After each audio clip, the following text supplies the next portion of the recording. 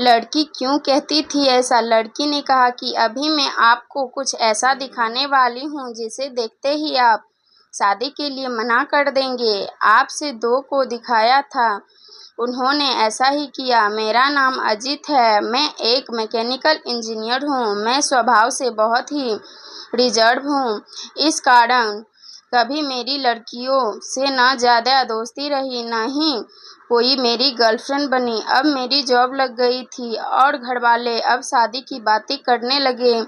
घर पर कई तस्वीरें और बायोडाटा आने लगे, उनमें से मुझे अंजलि देखते ही पसंद आ गई। बायोडाटा से पता चल रहा था कि वो अच्छी पढ़ी लिखी थी। मैंने अपने घरवालों से कहा कि मुझे लड़की पसंद है। हम लोग अंजलि के घर गए, उसे और उसके परिवार को देखने गए। फिर जब अंजलि चाय लेकर आई तो वो मुझे उनकी तस्वीर से भी ज़्यादा सुंदर लगी। खुले बाल और हल्के नीले रंग की साड़ी में वो बहुत ही सुंदर लग रही थी। फिर घर वालों ने हमें एक कमरे में बातें करने भेजा।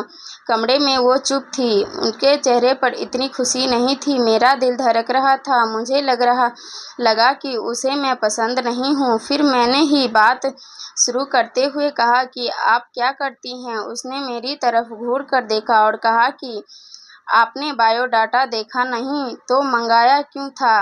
उसकी बात सुनकर मुझे लगा कि वो मुझको कोई इंटरेस्ट नहीं दिखा रही है। फिर मैंने उसे डायरेक्टली पूछ लिया कि आपको मैं पसंद नहीं हूँ? वो बोले, मेरे पसंद की बात नहीं है, आप खुद मुझे नापसंद कर देंगे। मुझे पता है, उसने कहा। अभी मैं आपको ऐसा कुछ दिखाने वाली हूँ कि आप वो देखते ही आप शादी के लिए मना कर देंगे। आपसे पहले दो को दिखाया, उन्होंने ही देखते मना कर दिया। यह कहकर उसने अपने खुले बाल जो पीछे थे उसको आगे किया। इतने में ही कमरे के बाहर से आवाज़ आ गई और उसकी माँ कमरे में आ गई। शायद उन्हें भी पता था कि वो हर लड़के साथ ऐसा ही बातें करती है और कुछ बताती है। उसकी मम्मी ने कहा, चलिए बाहर, सब आपका इंतज़ार कर रहे हैं। अंजलि ने अपनी माँ की तरफ देखा और बाहर आ गया। और बाहर मेरी माँ और पिता, जिन्हें भी मेरी शादी की जल्दी थी, वो भी मेरे मुंह से बस हाँ सुनना ही चाहते थे। मेरे आते ही मेरी माँ मुझे बाहर ले गई और पूछा, क्या तुझे लड़की पसंद है? मैं मना नहीं कर पाया, लेकिन एक बात मुझे खटक रही थी कि आखिर वो क्या बताने वाली थी। उसकी मम्मी जिस तरह से जल्दी से कमरे में आई, मुझे बाहर ले गई, लगा ऐसा जैसे वो हमारी बातें ही सुन रही थी। मैंने शादी के लिए हाँ कर दी। मेरे घर वालों ने उन्हें हाँ में जवाब दे दिया, लेकिन अब मैं एक दुविधा में था कि मैं क्या करूं। मैंने उससे बात करना चाहा, मैंने उससे नंबर नहीं मांगा था। मैंने अपनी मम्मी को कहा कि आप बात करें और उनका नंबर ले लें।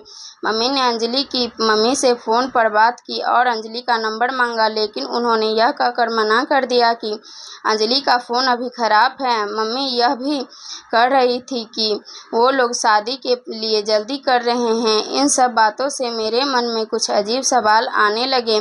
एक शाम जब मैं ऑफिस में था, तब मुझे एक अननोन नंबर से कॉल आता है। फ़ोन रिसीव किया तो अंजलि थी। वो बोली कि मम्मी ने मेरा फ़ोन ले लिया है, मैं कुछ बहाना करके अपनी फ्रेंड के रूम पर आई हूँ, उसी के नंबर से फ़ोन कर रही हूँ। क्या तुम मुझे अभी मिल सकते हो? मुझे वैसे भी उससे मिलना था। अंजलि के बताए एड्रेस पर मैं जल्दी से पहुँचा। वो उसकी फ्रेंड का रूम था। मैंने जाते ही पूछा, उस दिन की बात अधूरी रह गई थी और तुम्हारी मम्मी तुम पर नज़र क्यों रख रही है? अंजलि बोली, मैं तुम्हें कुछ दिखाना चाहती हूँ, उसके बाद तुम्हारे सारे सवालों के जवाब मिल जाएंगे। अंजलि आज भी बाल खोल कर आई थी।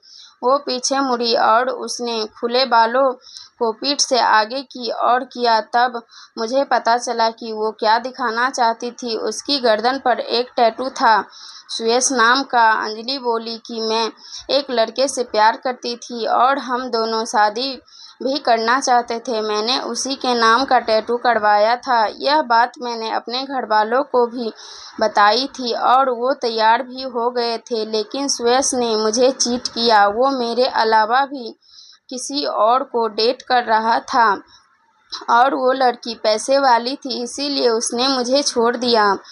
तब से मुझे शादी और लड़कों से एक नफ़रत सी हो गई थी। उस लड़के को मैंने बहुत प्यार किया था, लेकिन उसने मुझे धोखा दिया। तुमने पहले भी 2 लड़कों को मैंने टैटू दिखाया और उन्होंने सच जानकर शादी के लिए मना कर दिया। मम्मी इसीलिए मुझ पर नज़र रख रही है कि मैं तुम्हें भी कहीं सच ना बता दूँ, लेकिन मैं लड़कों की तरह नहीं हूँ। मैं नई ज़िंदगी की शुरुआत सच के साथ करना चाहती हूँ। मैं सुनकर सोच में पड़ गया कि जिसको प्यार मिलता है उसे प्यार की कद्र नहीं होती। आखिर इतनी प्यार करने वाली लड़की को कैसे कोई धोखा दे सकता है। मैंने कहा कि मुझे तुम्हारे पास्ट से कोई मतलब नहीं है, लेकिन मैं चाहता हूँ कि मुझे भी तुम उतना ही प्यार करो जितना उस लड़के को करती थी। अंजलि को यह उम्मीद नहीं थी। उसे लगा था मैं भी उससे शादी के लिए मना कर दूंगा। मेरी बात सुनकर उसने इतने दिनों के दबाए आंसू बहने लगे। मेरी शादी अंजलि से हो गई और मैं अपने आप को बहुत खुशकिस्मत मानता हूँ कि मुझे अंजलि जैसी सच्ची और प्यार करने वाली लाइफ पार्टनर मिली है। अगर आपको यह कहानी पसंद आई हो तो वीडियो को लाइक, चैनल को सब्सक्राइब ज़रूर करें। वीडियो को लास्ट तक देखने के लिए धन्यवाद।